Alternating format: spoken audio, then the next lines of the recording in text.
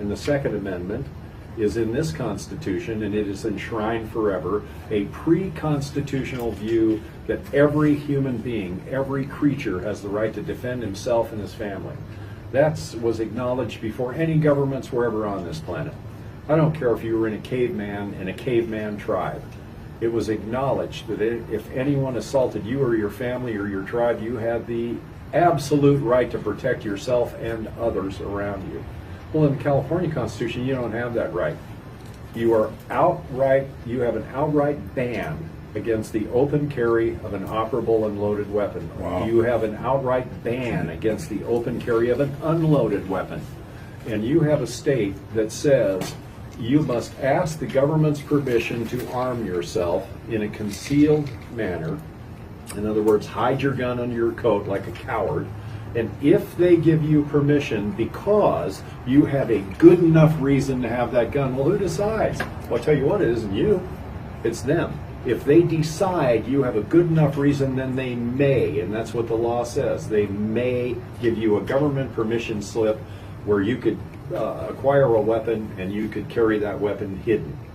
Only in California, you have no right to open carry a weapon, none. So there was a Ninth Circuit case. And a 3-judge court in the Ninth Circuit said, oh, you do have a right to open carry a weapon. You have the right. And the Supreme Court has affirmed that 3 times.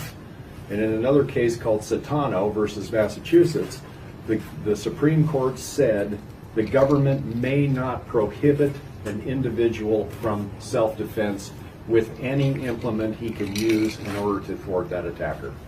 So you have several Supreme Court cases that says you have the right, but California says you don't. So what does that make California? It makes them seditious and lawless and tyrannical and oppressive.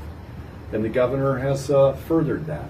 So now, in addition to those things, the governor has said that by 2020, you can't just plug something into the wall. You have to have solar or wind power. What's that going to cost? He doesn't know. He doesn't care. He'll be long gone. And all of these social engineers that want to change your life and save the environment, they don't care what happens to you. They'll be long gone by the time the mess is there. Another thing, he wants to tell you how much water you can use in your house on a daily basis. He wants to tell you how much electricity you can use. He wants to put a meter on my well so he can tell me and charge me for every gallon of water I get out of the ground, my ground that I bought and paid for, that I fought for, that I worked for, that I bled for. I mean, our best dogs, our best horses are buried in that ground. We've literally bled over that ground. And he's going to tell me how to use it? I don't think so. And that's where the Second Amendment comes in. The Second Amendment is not about hunting. It never was. Everybody hunted in those days. The Second Amendment was not about packing a gun around. Everybody packed a gun around in those days. No one ever thought that a government could prohibit you from doing those things. No one ever considered it. It was a slow creeping illness. But what we have now is a government that would deny you every liberty that this book guarantees that your God gave you, that you'll have the full enjoyment of. And the Constitution of California would bar you from every single one of those liberties. And that's why we need the state of Jefferson, because we need liberty.